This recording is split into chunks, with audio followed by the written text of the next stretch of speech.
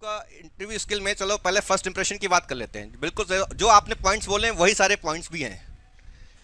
यानी आपका hair cut बिल्कुल सही होना चाहिए, बैलेंस हेयर कट होना चाहिए। आई मीन टू से कई लोग फैंसीफुल हेयर कट स्टाइल रखते हैं, स्पाइक स्टाइल रखते हैं boys, and the same applies also to girls.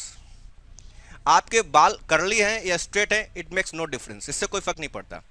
करली हैं तो करली के तरीके से मैनेज करिए, चाहे बॉयज़ हो गर्ल्स हो, और अगर स्ट्रेट है तो स्ट्रेट के तरीके से मैनेज करिए। वो मैनेजेबल लगने चाहिए, वो ऐसे नहीं होने चाहिए कि आप पंखे के नीचे कहीं बैठ गए और हवा आ रही तो उड़ते उड़ते लहराते इधर से घूम रहे हैं, आप उन्हें बार बार सेट कर रहे हो वहीं पे बैठ, इस तरीके का नहीं होना चाहिए। अगर ऐसा है तो अगर आपके बाल ज़्यादा आपको डिस्टर्ब करते हैं, बॉयज़ के भी करते हैं, ऐसी बात नहीं है, सिर्फ गर्ल्स की बात नहीं कर रहा हूँ, अगर ऐसा है तो उनको आप टाइट करके बांध के जाइएगा।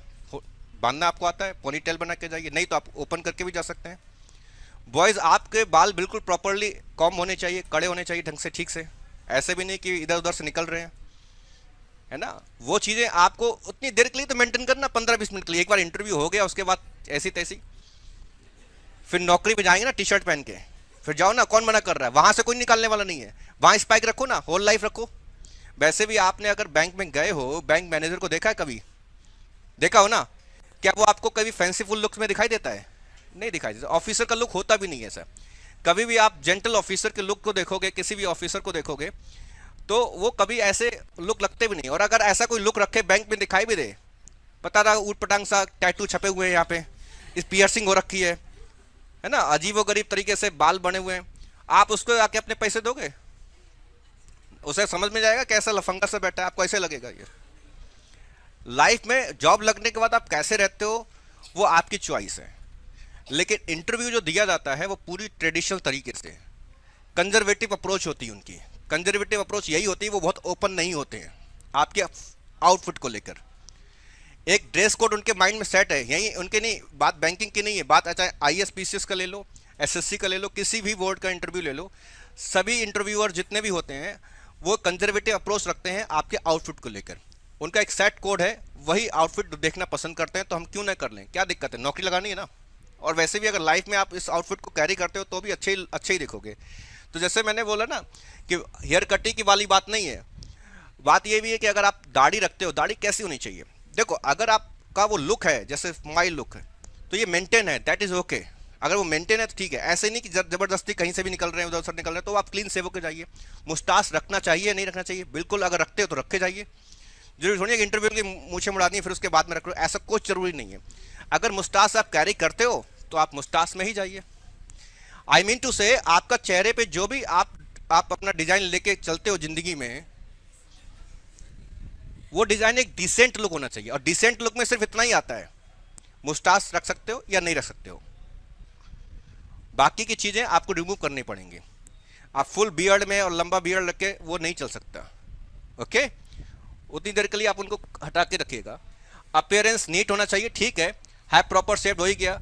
को मैंने बताइए कि फंकी लुक्स वगैरह नहीं होने चाहिए, और साफ सुथरे कपड़े पहनने चाहिए। कपड़े साफ सुथरे हों, जरूरी नहीं कि नए हों, पर हाँ साफ सुथरे तो होने चाहिए।